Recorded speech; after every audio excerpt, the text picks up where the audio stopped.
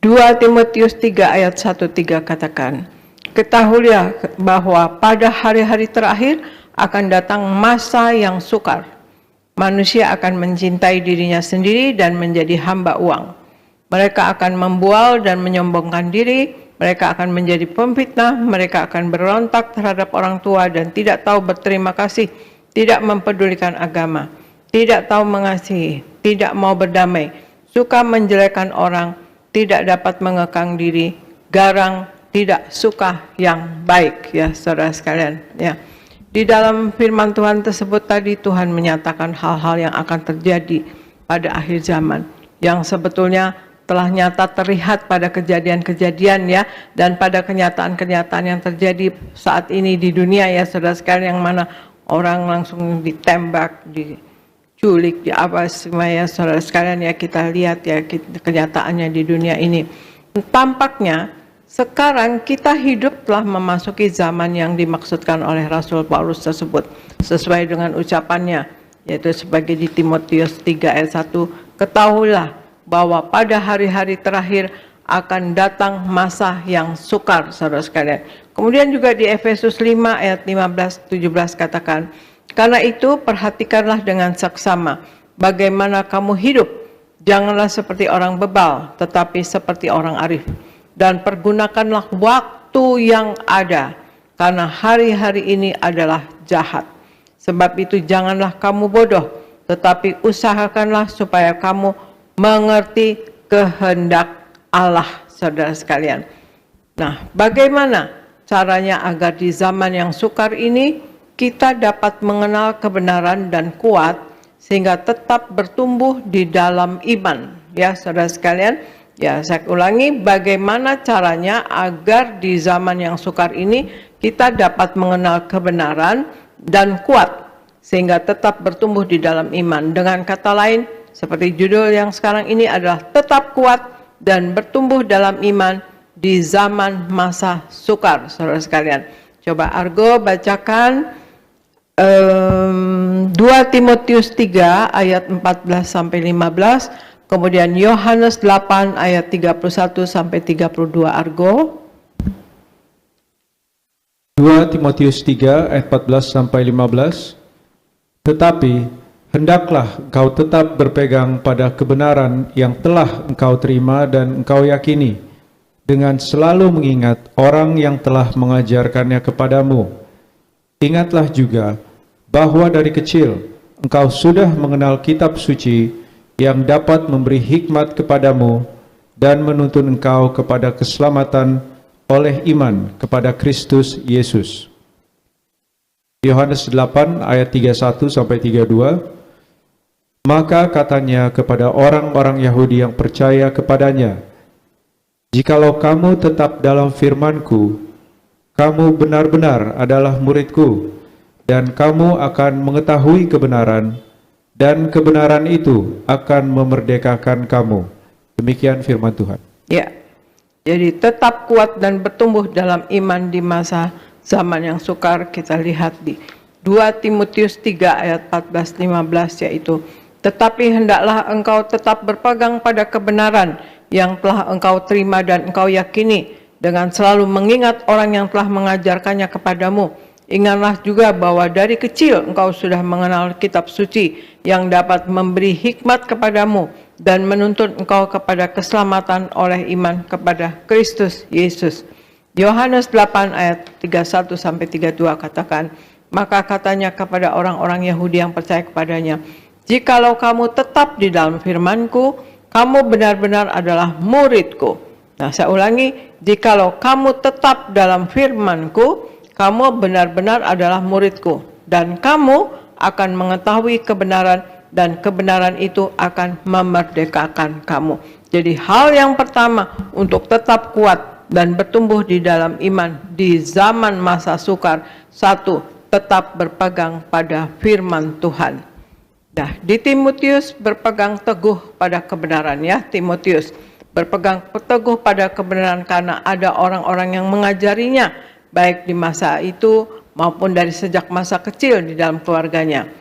Tujuan kita mendengar, membaca, mempelajari firman Tuhan adalah supaya kita dapat melakukan segala sesuatu. Bukan satu atau beberapa ya saudara sekalian, tapi semua kata-kata Tuhan, firman Tuhan yang telah Tuhan perintahkan kepada kita. Itu berarti kita pun harus bertumbuh dalam segala hal sesuai kehendak Tuhan. Memang akan bertahap ya saudara sekalian ya. Kita belajar dan belajar, terus belajar dan belajar, bertobat dan bertobat ya saudara sekalian. Tetapi kita terus berusaha lakukan dan berpegang pada firman Tuhan. Jadi untuk melakukan perintah firman Tuhan, kita satu, dan untuk tetap kuat ya saudara sekalian, bertumbuh dalam iman di zaman masa sukar, satu, tetap berpegang pada firman Tuhan. Kemudian Argo bacakan 2 Timotius 3 ayat 16 sampai 17, kemudian Yohanes 15 ayat 13 sampai 15. Argo 2 Timotius 3 ayat 16 sampai 17. Segala tulisan yang diilhamkan Allah memang bermanfaat untuk mengajar, untuk menyatakan kesalahan, untuk memperbaiki kelakuan, dan untuk mendidik orang dalam kebenaran. Dengan demikian, tiap-tiap manusia kepunyaan Allah diperlengkapi untuk setiap perbuatan baik. Yohanes 15 ayat 13 sampai 15. Tidak ada kasih yang lebih besar daripada kasih seorang yang memberikan nyawanya untuk sahabat-sahabatnya. Kamu adalah sahabatku, jikalau kamu berbuat apa yang kuperintahkan kepadamu. Aku tidak menyebut kamu lagi hamba, sebab hamba tidak tahu apa yang diperbuat oleh tuannya. Tetapi aku menyebut kamu sahabat, karena aku telah memberitahukan kepada kamu segala sesuatu yang telah kudengar dari Bapa-Ku. Demikian firman Tuhan. Ya, terima kasih. 2 Timotius 3 ayat 16-17 katakan, segala tulisan yang diilhamkan Allah memang bermanfaat untuk mengajar, untuk menyatakan kesalahan, untuk memperbaiki kelakuan, dan untuk mendidik orang dalam kebenaran.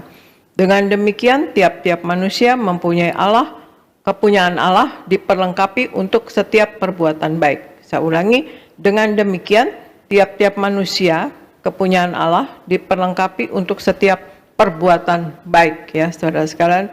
Kemudian, Yohanes 15 ayat 13 sampai 15 katakan, tidak ada kasih yang lebih besar daripada kasih seorang yang memberikan nyawanya untuk sahabat-sahabatnya.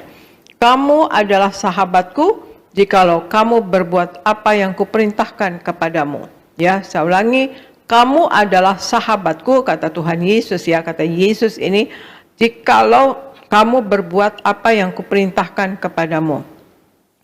Aku tidak menyebut kamu lagi hamba, sebab hamba tidak tahu apa yang diperbuat oleh tuannya. Tetapi aku menyebut kamu sahabat, karena aku telah memberitahukan kepada kamu segala sesuatu yang telah kudengar dari Bapa. Jadi hal yang kedua yang harus kita lakukan untuk kita tetap kuat dan bertumbuh dalam iman di zaman masa sukar, yaitu praktekkan dan lakukan firman Tuhan. Permasalahannya, saudara, banyak orang yang rajin beribadah dan selalu mau diajar, tetapi tidak pernah mengenal kebenaran. Ya, contohnya, misalnya ya, padahal dia rajin ke gereja, selalu dengar firman Tuhan, sepertinya selalu mau diajar.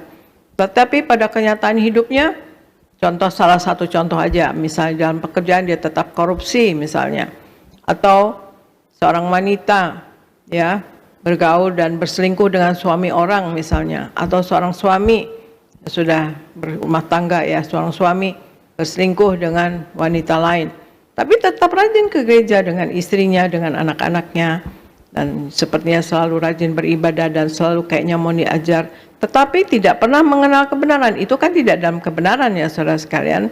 Tetap korupsi misalnya, tetap melakukan hal-hal yang tidak dikehendaki oleh firman Tuhan. Ya, itu adalah karena mereka tidak mengerti hakikat firman Tuhan atau Alkitab dan manfaatnya. Alkitab adalah tulisan yang diilhamkan Allah. bukan sekedar tulisan tokoh-tokoh rohani, saudara sekalian. Jika kita tidak percaya bahwa Alkitab adalah tulisan yang diilhamkan oleh Allah, kita tidak akan pernah sampai pada pengenalan akan kebenaran dan tidak akan mengalami satu manfaat firman Tuhan dalam hidup kita. Ya, dan tidak akan mengalami bahkan semua manfaat firman Tuhan dalam hidup kita. Seperti di Yohanes 15 ayat 13 sampai 15, Tuhan Yesus katakan di ayat 14 ya saudara sekalian. Ya, saya ulangi dari ayat 13 deh. Tidak ada kasih yang lebih besar daripada kasih seorang yang memberikan nyawanya untuk sahabat-sahabatnya. Ya saudara, Tuhan Yesus telah memberikan nyawanya untuk menebus dosa kita, untuk menyelamatkan kita. Dan Tuhan Yesus di ayat 14 katakan, kamu adalah sahabatku jikalau kamu berbuat apa yang kuperintahkan kepadamu. Saudara sekalian, dengan kata lain, kita harus praktekkan firman Tuhan, lakukan firman Tuhan. Syarat untuk menjadi sahabat Tuhan, kita harus berbuat apa yang diperintahkan oleh Tuhan Yesus. Taat berarti melakukan, artinya perbuatan kita lah atau menjadi pelaku firman lah yang menyebabkan kita bisa menjadi sahabat Yesus. Jangan berkompromi dengan dosa, apalagi mengubah firman Tuhan dengan kemauan kita sendiri, saudara sekalian ya. Saya benar kok, nggak apa-apa, Tuhan pasti bela saya. Suka begitu, padahal dia dalam jalan yang tidak benar, tapi dia percaya bahwa Tuhan pasti bela dia biarpun dia tidak benar. Nah, itu orang fasik, saudara sekalian. Orang fasik di Yudas 1 ayat 4 katakan adalah orang yang menyalahgunakan kasih karunia Allah. Kita ini di zaman kasih anugerah ya saudara sekalian. Kasih dan anugerah Tuhan. Dan jangan kita berkompromi dengan dosa, apalagi mengubah firman Tuhan dengan kemauan kita sendiri. Arti yang kedua, untuk tetap kuat dan bertumbuh dalam iman di zaman masa sukar adalah praktekkan dan lakukan firman Tuhan, saudara sekalian.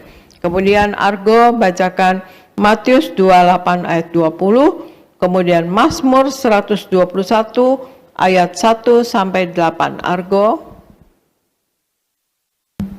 Matius 28 ayat 20. Dan ajarlah mereka melakukan segala sesuatu yang telah kuperintahkan kepadamu. Dan ketahuilah, aku menyertai kamu senantiasa sampai kepada akhir zaman. Mazmur 121 ayat 1 sampai 8. Nyanyian ziarah.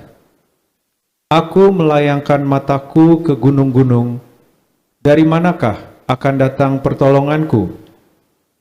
Pertolonganku ialah dari Tuhan, yang menjadikan langit dan bumi. Ia takkan membiarkan kakimu goyah, penjagamu tidak akan terlelap.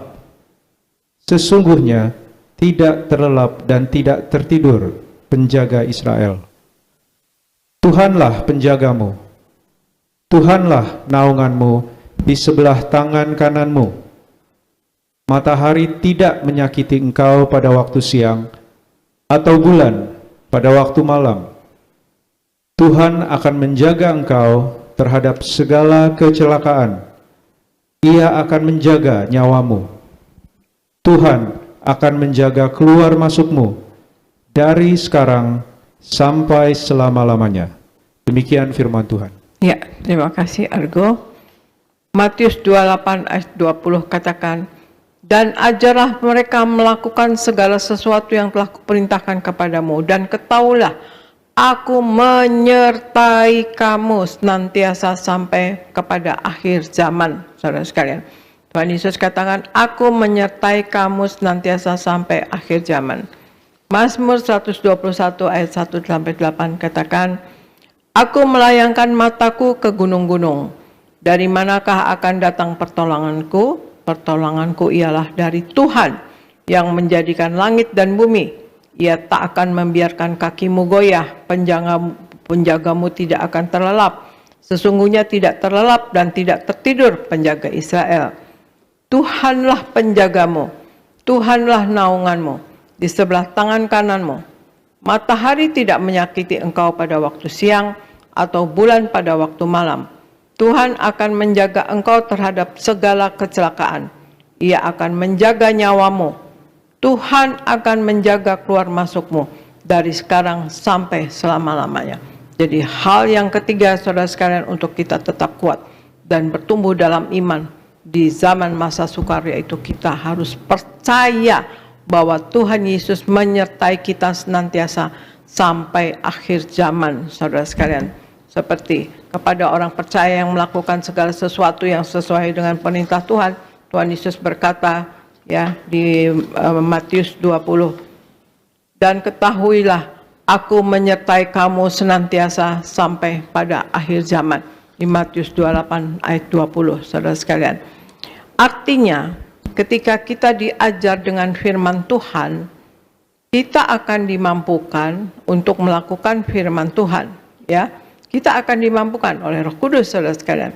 Sebab Yesus sendiri yang senantiasa menyertai kita sampai kesudahan zaman. Ya, Allah itu roh adanya, dan Tuhan Yesus sudah mengirimkan Roh Kudus kepada kita. Jadi Yesus sendiri yang senantiasa menyertai kita sampai kesudahan zaman. Itu kata-kata dan janjinya Tuhan. Untuk itu, dalam setiap perjalanan kekristenan kita, saudara, mari segarkan iman kita dengan tetap berpegang janji Tuhan untuk menyertai kita senantiasa sampai kepada akhir zaman. Kita harus besar hati, kita harus percaya, kita harus teguh ya, percaya dengan tetap berpegang pada janji Tuhan bahwa Yesus menyertai aku senantiasa sampai kepada akhir zaman. Menyertai di sini berarti ikut serta menemani, membantu, dan menolong, saudara. Jadi kita harus mengetahui dan menyadari bahwa Tuhan Yesus ikut serta menemani kita, membantu kita, menolong kita, saudara sekalian. Jadi hal yang ketiga untuk tetap kuat dan berpegang teguh pada iman, ya saudara sekalian, bertumbuh dalam iman dalam zaman masa sukar, percaya bahwa Tuhan Yesus menyertai kita senantiasa pada akhir zaman.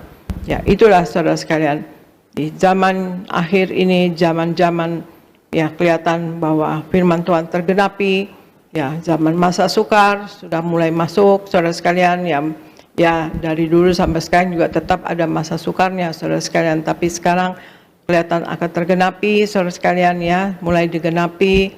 Ya, kita tetap kuat dan bertumbuh dalam iman di zaman masa sukar, yaitu satu, tetap berpegang pada firman Tuhan. Kedua, praktekkan, lakukan firman Tuhan. Dan ketiga, percaya bahwa Tuhan Yesus menyertai kita senantiasa sampai akhir zaman. Amin, saudara sekalian, ya tetap kuat. Untuk itulah makanya kita harus menjadi anak Tuhan yang menyenangkan hati Tuhan. Hidup sepenuh-penuhnya di dalam firman Tuhan Yesus, di dalam Tuhan Yesus. Jangan mendukakan hati Tuhan Yesus, juga jangan mendukakan hati sesama. Ya, mari kita menjadi pemenang jiwa, menjadi Injil yang terbuka yang dapat dibaca oleh setiap orang, bahwa inilah kita anak Tuhan Yesus, inilah kita pengikut Kristus, saudara sekalian. Ya, mereka akan memuliakan Allah, bahwa inilah anak Tuhan, ya, yang sesuai hidupnya dengan firman Tuhan, yang mempraktekkan firman Tuhan, yang melakukan firman Tuhan, sehingga orang-orang memuliakan Tuhan, bahkan ikut kepada Tuhan Yesus, saudara sekalian. Dan marilah kita penuhi dan ikuti kata-kata Tuhan Yesus. Tuhan Yesus katakan, berjuanglah masuk pintu yang sempit itu. Artinya Tuhan Yesus menghendaki kita berjuang untuk masuk sorga, saudara sekalian, untuk mencapai hidup yang kekal, ya saudara. Bukan kematian yang kekal, tetapi hidup yang kekal, yaitu di sorga, saudara sekalian, ya.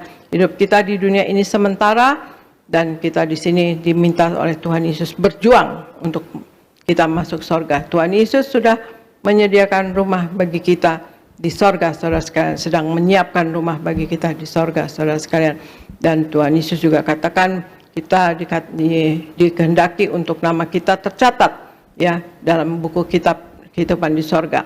Dan di Wahyu 20 ayat 14-15 dikatakan, kalau nama kita sampai tidak tercatat dalam buku kitab kehidupan di sorga, maka kita akan mengalami kematian kedua, kematian kekal, artinya lautan api, saudara sekalian, miliaran tahun, saudara sekalian, selama-lamanya. Dan juga Tuhan Yesus di Wahyu 3 ayat 20 katakan, barang siapa menang, maka ia akan kedudukan bersama-sama dengan aku di atas tahtaku, sebagaimana aku pun telah menang dan duduk bersama-sama dengan Bapa di atas tahtanya. Tuhan Yesus menghendaki kita berkemenangan. Juga di dalam hidup di dunia ini, kita diminta untuk kita berkemenangan. Kita harus berkemenangan atas dosa, atas masalah, atas sakit penyakit, atas kuasa gelap, saudara sekalian. Untuk itu, marilah kita menjadi anak Tuhan Yesus yang selalu bertobat dan bertobat setiap hari, saudara sekalian. Belajar dan belajar tiap hari untuk kita tetap kuat, saudara sekalian. Dan kita tetap bertumbuh di dalam iman. Di zaman masa-masa yang nanti akan sukar ya saudara. Tapi ingat firman Tuhan di Wahyu 6 ayat 6. Secupak gandum sedinar, 3 cupak jelai sedinar, tetapi janganlah rusak minyak dan anggur itu. Artinya, minyak dan anggur artinya kita yang hidup sepenuh-penuhnya di dalam firman Tuhan. Kita yang hidup menyenangkan hati Tuhan, kita yang hidup di dalam kekudusannya Allah. Maka kita tidak akan masuk di dalam kesukaran itu, saudara sekalian ya. Amin, saudara sekalian. Tapi kita yang diminta kita, yang kita harus lakukan, kita harus tetap kuat dan bertumbuh dalam iman ya di zaman masa yang sukar itu, saudara sekalian. Yaitu satu, tetap berpegang pada firman Tuhan. Kedua, praktekkan, lakukan firman Tuhan. Dan ketiga, percaya bahwa Tuhan Yesus menyertai kita senantiasa sampai akhir zaman. Dan setiap hari, saudara sekalian, setiap kali kita memperingati karya keselamatan yang Allah kerjakan untuk kita, Allah di dalam Yesus telah menyelamatkan kita dan mengampuni dosa kita. Dan senantiasa kita menyatu dengan tubuh darah Yesus dan senantiasa memakai minyak urapan, saudara sekalian, untuk proteksi diri kita. Tuhan Yesus katakan, saudara sekalian, untuk kita selalu menyatu dengan tubuh darah Yesus. Lakukanlah ini sebagai peringatan akan daku. Marilah kita memuliakan Tuhan dan hidup kita. Kalau kita hidup sepenuh-penuhnya di dalam Tuhan Yesus, maka kita tidak usah takut apapun, karena kita akan selalu disertai Tuhan. Tuhan menemani, Tuhan menolong, Tuhan membantu, saudara sekalian. Tuhan selalu menghibur kita dan kita akan tetap kuat dan bertumbuh di dalam iman di zaman masa-masa yang sulit, di dalam masa-masa yang sukar. Terima kasih saudara sekalian. Sekian pemberitaan firman dari saya. Saya percaya saudara semua, kita akan selalu memuliakan Tuhan Yesus dan menyenangkan hati Tuhan. Terima kasih, Tuhan Yesus memberkati.